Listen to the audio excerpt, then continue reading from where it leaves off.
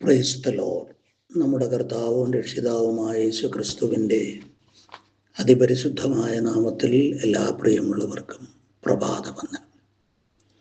ലോക ചരിത്രത്തിലെ ഏറ്റവും മഹത്തായ, ഏറ്റവും സന്തോഷകരമായ സംഭവമാണ് യേശുവിൻ്റെ ഇഹലോകത്തിലേക്കുള്ള ആഗമനം. ലോക ചരിത്രത്തെ രണ്ടായി വിഭജിച്ചുകൊണ്ട്, AD എന്നും BC എന്നും വിഭജിച്ചുകൊണ്ട് ഈ അവനിയിലേക്ക് അവിടുന്ന് ഉദയം ചെയ്തു. യേശുവിൻ്റെ ജനന വാർത്ത ആട്ടിടയന്മാരെ അറിയിച്ച ദൂതന്മാരുടെ വാക്കുകൾ, സർവജനത്തിനും ഉണ്ടാകാനുള്ളൊരു മഹാസന്തോഷം ഞാൻ നിങ്ങളോട് സുവിശേഷിക്കുന്നു. കർത്താവായ ക്രിസ്തു എന്ന രക്ഷിതാവ് ഇന്ന് ദാവീദിന്റെ പട്ടണത്തിൽ നിങ്ങൾക്കായി ജനിച്ചിരിക്കുന്നു. കർത്താവായ ക്രിസ്തു എന്ന രക്ഷിതാവ് സർവ്വ മനുഷ്യർക്കും വേണ്ടി മനുഷ്യനായി ഭൂമിയിലേക്ക് വന്നതാണ് ചരിത്രത്തിലെ ഏറ്റവും ആഹ്ലാദകരമായ സംഭവം. യേശുവിൻ്റെ ജനനം ഒരു യാദൃച്ഛികയാൽ ഉണ്ടായ ജനനമായിരുന്നില്ല.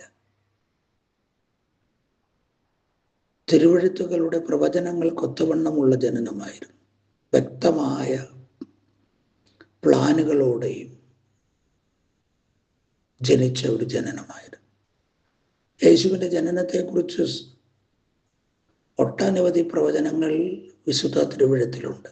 അവിടുത്തെ ജനനത്തിനും എത്രയോ നൂറ്റാണ്ടുകൾക്ക് മുമ്പ് തന്നെ അനവധി പ്രവാചകന്മാർ അവിടത്തെക്കുറിച്ച് പ്രവചിച്ചിരുന്നു. ഒട്ടനവധി ദൈവഭക്തന്മാരും ദൈവഭക്തകളുമെല്ലാം യേശുക്രിസ്തുവിൻ്റെ വരവിന് വേണ്ടി കാത്തിരുന്നു. കാലത്തിൻ്റെ സമ്പൂർണത വന്നപ്പോൾ അവിടുന്ന് ബെത്ലഹേമിൽ ജനിച്ചു. യേശുക്രിസ്തുവിനെ കുറിച്ചുള്ള പഴയ നിയമത്തിലെ ആദ്യത്തെ സൂചന ഉൽപ്പത്തി പുസ്തകം 3-ാം അധ്യായം 15-ാം വാക്യമാണ്. ദൈവം പാമ്പിനോട് പറയുന്ന വാക്കുകളിലെ ഒരു പ്രാവചനിക സന്ദേശമാണ്. സ്ത്രീയുടെ സന്തതി സർപ്പത്തിൻ്റെ തല തകർക്കും. ഗലാത്യ ലേഖനം 3-ാം അധ്യായത്തിൽ ആ പ്രവചനം യേശുക്രിസ്തുവിൽ നിറവേറുന്നതായി നമുക്ക് കാണുവാൻ കഴിയും. പഴയ നിയമത്തിൽ യേശുക്രിസ്തുവിൻ്റെ ജനനത്തെക്കുറിച്ച് സ്ത്രീയുടെ സന്തതി എന്നും അബ്രഹാമിൻ്റെ സന്തതി എന്നും മോശയെ പോലെയുള്ള ഒരു പ്രവാചകനും ആകുന്നു യേശു എന്നും ബെത്ലഹേമിൽ അവിടുന്ന് ജനിക്കുമെന്നും കന്യകയിൽ അവിടുന്ന് ജനിക്കുമെന്നും നമുക്ക് ജനിക്കുന്ന ശിശുവിൻ്റെ നാമങ്ങൾ അത്ഭുതമന്ത്രി, വീരനാം ദൈവം, നിത്യപിതാവ്, സമാധാന പ്രഭു എന്നായിരിക്കുമെന്നും ഇശായിയുടെ കുറ്റിയിൽ നിന്ന് ദാവീദിന്റെ സന്തതിയായിട്ടാകുന്നു യേശുനാഥൻ ജനിക്കുക എന്നും ഒക്കെയുള്ള പഴയ നിയമ പ്രവചനങ്ങൾ നാം കാണുന്നുണ്ട്. പുതിയ നിയമത്തിലെ 4 സുവിശേഷങ്ങളിൽ മത്തായി, ലൂക്കോസ് എന്നീ സുവിശേഷകന്മാരാണ് യേശുവിൻ്റെ ജനനത്തെക്കുറിച്ച് വിശദമായ വിവരണങ്ങൾ നൽകുന്നത്. യേശുവിൻ്റെ ജനനത്തെക്കുറിച്ച് യോഹന്നാൻ അപ്പോസ്തലൻ പറയുന്നത് ഇങ്ങനെയാണ്: വചനം ജഡമായി തീർന്നു, കൃപയും സത്യവും നിറഞ്ഞവനായി നമ്മുടെ ഇടയിൽ പാർത്തു എന്നുള്ളതാണ്. പുതിയ നിയമത്തിൻ്റെ പല പുസ്തകങ്ങളിലും യേശുക്രിസ്തുവിൻ്റെ ജനനത്തെക്കുറിച്ച് വ്യക്തമായ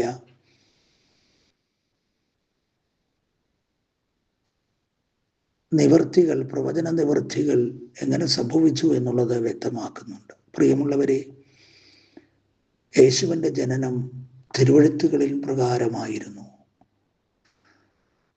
ലോകസ്ഥാപനത്തിന് മുമ്പേ ദൈവം നിശ്ചയിച്ച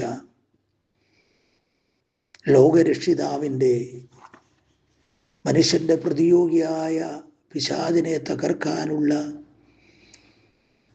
സന്തതിയുടെ ജനനമായിരുന്നു. അതൊരു യാദൃച്ഛിക സംഭവമല്ല. മനുഷ്യന് വേണ്ടിയുള്ള ദൈവിക പദ്ധതി കഴിഞ്ഞ കാല നിത്യതയിൽ തന്നെ ക്രമീകരിക്കപ്പെട്ടതാണ്. എന്നെ കേൾക്കുന്ന പ്രിയ സുഹൃത്തെ, നമ്മെ സ്നേഹിച്ച്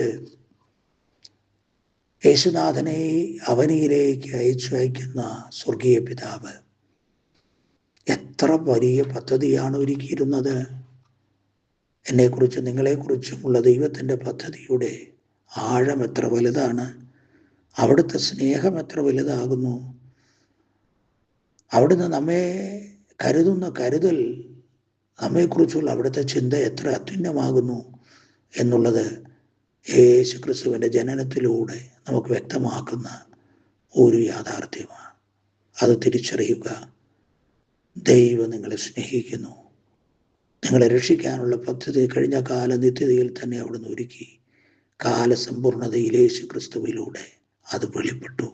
തിരിച്ചറിയുക, അംഗീകരിക്കുക, അവിടുത്തെ പ്രവചനങ്ങളെ അനുസരിക്കുക.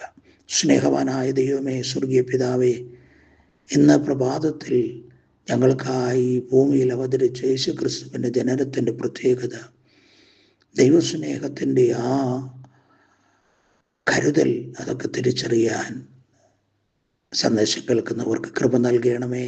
അങ്ങയുടെ സഹിതം തരുന്ന ശുഭത ഇന്ന് പകൽ നിന്റെ ജനം അനുഭവിപ്പാൻ ഇടവരുത്തണമേ. എല്ലാ മഹത്വവും ആരാധനയും അങ്ങേക്ക് മാത്രം വരുമാറാകണം. യേശു ക്രിസ്തുവിൻ നാമത്തിൽ സ്വർഗീയ നല്ല പിതാവേ, ആമേൻ, ആമേൻ, ആമേൻ. കർത്താവ് നിങ്ങളെ ഓരോരുത്തരെയും ധാരാളമായി അനുഗ്രഹിക്കുമാറാകട്ടെ.